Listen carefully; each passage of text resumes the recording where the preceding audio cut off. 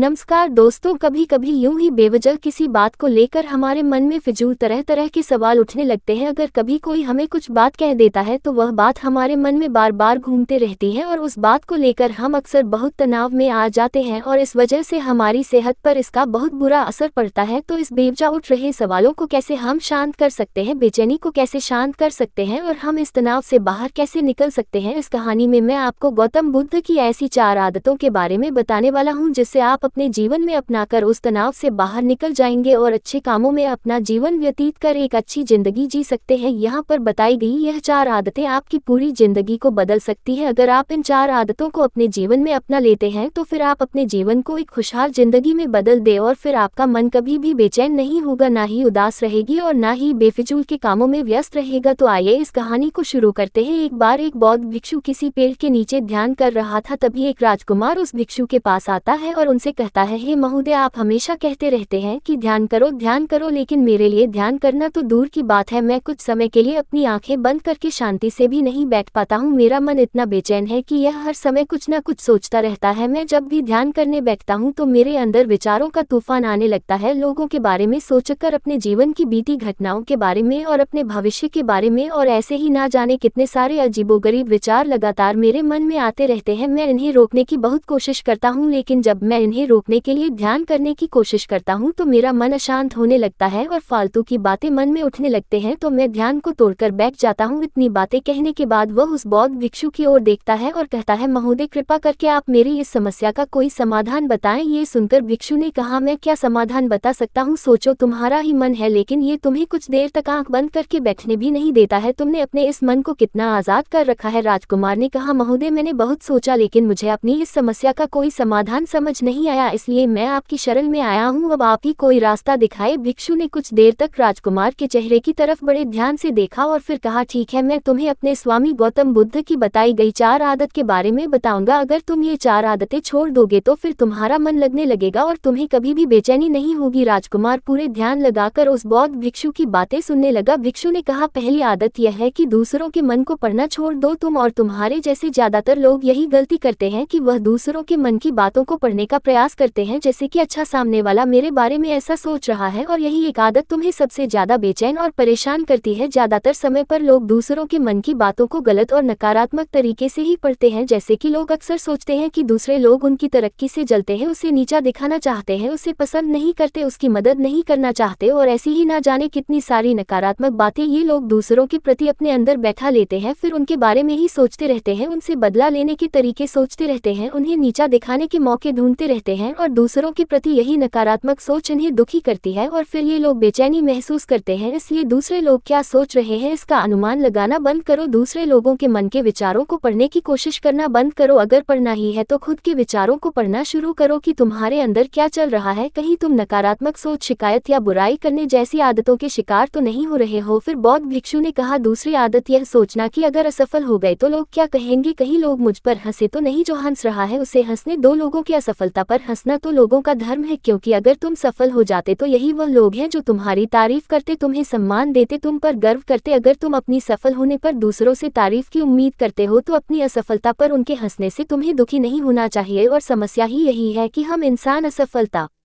को बुरा मानते हैं, जबकि असफल होना सफल होने से भी ज्यादा जरूरी है, क्योंकि बिना असफल हुए सफल इंसान के अंदर घमंड और दूसरों को खुद से छोटा समझने की भावना पैदा करती है, जबकि असफलता हमें विनम्र रहना, धैर्य रखना और लगातार प्रयास करना सिखाती है। इसलिए असफलता को बुरा मत समझो, और अगर तुम्हारे काम में असफल होने की संभावना नहीं है तो इसका अर्थ है कि तुमने अपना लक्ष्य अपनी क्षमताओं से छोटा बनाया है। और अगर लोग तुम पर हंस नहीं रहे, तुम्हें ताने नहीं मार रहे हैं, तुम्हारी बुराई नहीं कर रहे हैं, तो इसका मतलब तुम अंदर से मरे हुए हो, तुम अपने मानसिक सीमाओं से बाहर जाकर कुछ नया करने का प्रयास नहीं कर रहे हो, क्योंकि असफल भी वही होता है जो कुछ नया करने का प्रयास करता है। और एक बात हमेशा याद रखना, अगर तुम्हारे अंदर असफल होने का साहस नहीं है तो तुम कभी भी कोई भी बड़ा लक्ष्य हासिल नहीं कर पाओगे जो तुम करना चाहते हो। इसलिए असफल होने और लोगों के हंसने से डरना बंद कर दो। बौद्ध भिक्षु ने आगे कहा कि तीसरी आदत यह है कि बेवजह समय को बर्बाद करना छोड़ दो। लोगों को लगता है कि वह समय को काट रहे हैं, लेकिन असल में समय हर बार उन्हें काट रहा है। लोगों के द्वारा समय को व्यर्थ के कामों में बर्बाद करने का केवल एक ही कारण है, और वह ये है कि उन्हें लगता है कि उनके पास बहुत समय है, जबकि सच्चाई यह नहीं है, क्योंकि उनसे पहले वाले लोगों को भी यही लगता था कि उनके पास बहुत समय है, लेकिन उन्हें पता नहीं चल पाया कि कब समय बीत गया और उनका बुलावा आ गया, और जब तक उन्हें अपनी गलती का एहसास हुआ तब तक समय उनके हाथ से निकल चुका था। बस पश्चाताप रह गया था कि सारा जीवन व्यर्थ के कामों में बर्बाद कर दिया और फिर इस दुनिया से बिना खुद को जाने, बिना इस जीवन की सच्चाई को समझे वह चले गए। इसलिए जब तक ये जीवन है इसे अच्छे कामों में लगाओ, खुद को जानने में, दूसरों की मदद करने में, लोगों को सही राह दिखाने में, मानवता के कल्याण में। और दूसरी बात, समय को बर्बाद करने से आज तक किसी को खुशी नहीं मिली है। हालांकि समय काटने से तुम्हें क्षण भर की खुशी तो महसूस हो सकती है, लेकिन जब तुम्हें होश आता है और तुम देखते हो कि कितना सारा समय बर्बाद किया जा चुका है, तब तुम्हें खुद पर क्रोध आता है और तुम पश्चाताप के भाव से भर जाते हो, और फिर यही पश्चाताप का भाव तुम्हारे अंदर तनाव पैदा करता है और तुम बेचैन हो जाते हो और लगातार अपनी उस गलती के बारे में सोचते रहते हो। फिर तुम्हारा किसी भी काम में मन नहीं लगता और तुम उदास रहने लगते हो, और यह चक्र लगातार चलता रहता है जिसकी शुरुआत हुई थी समय को काटने से। इसलिए समय को काटना बंद करो और वह करना शुरू करो जो जरूरी है। बौद्ध भिक्षु ने आगे कहा, चौथी आदत, यह सोचना छोड़ दो कि मुझसे बड़े बड़े लोग नहीं कर पाए तो मैं कैसे कर पाऊंगा। असल में दूसरों से खुद की किसी भी चीज में तुलना करना ही व्यर्थ है, और ये तुलना करना ही हमें हानि पहुंचती है। सबकी परिस्थितियां अलग अलग होती हैं, सबकी सोच अलग है, और क्या हुआ अगर दूसरे नहीं कर पाए तो हो सकता है कि तुम ही कर जाओ, क्योंकि अक्सर वही लोग इतिहास रचते हैं जिनसे ज्यादा उम्मीद नहीं होती। और फिर हो सकता है कि जिसे तुम बड़ा समझ रहे थे, जिसके लिए तुम सोच रहे थे कि उसने बहुत मेहनत की है, बहुत प्रयास किया है, उसने कभी उतना प्रयास किया ही ना हो, केवल मेहनत करने का दिखावा किया हो। क्योंकि ज्यादातर लोग कभी उतनी मेहनत करते ही नहीं है जितनी उन्हें अपने लक्ष्य प्राप्ति के लिए करनी चाहिए, और दूसरे लोगों के सामने ये दिखाने का प्रयास करते रहते हैं कि मैंने तो बहुत मेहनत की थी लेकिन मेरी किस्मत ही खराब थी। और यही वो लोग हैं जो दूसरों को बातों ही बातों में कहते रहते हैं कि जब इतनी मेहनत करने के बाद मैं सफल नहीं हो पाया तो तुम कैसे हो पाओगे, लेकिन अंदर ही अंदर यह इस बात को जानते हैं कि उन्होंने कभी उतनी कोशिश नहीं की थी जितनी उन्हें करनी चाहिए थी। यह बस दूसरों की नज़रों में अपनी इज्जत बचाने के लिए और इस डर से कि कहीं दूसरा व्यक्ति इनसे आगे ना निकल जाए, यह अपने अधूरे प्रयास से घबराते रहते हैं और दूसरों को डराते रहते हैं कि जब मैं नहीं कर पाया तो तुम कैसे कर पाओगे। इसलिए किसी दूसरे असफल व्यक्ति को देखकर यह सोचना छोड़ दो कि तुम भी कहीं असफल हो जाओगे। तुम बस अपना सर्वश्रेष्ठ प्रयास करो और बाकी सब समय पर छोड़ दो। भिक्षु ने आगे कहा, अगर तुमने ये 4 आदतें छोड़ दी तो तुम्हारा मन एकदम शांत हो जाएगा और फिर तुम जहाँ चाहो वहाँ अपना मन लगा सकते हो। इतना कहकर वह भिक्षु शांत हो गए और राजकुमार को भी अब समझ आ चुका था कि उसे क्या करना है। उसने मन ही मन उन 4 आदतों को छोड़ने का निश्चय किया। उसने उस बौद्ध भिक्षु को धन्यवाद किया और वहाँ से चला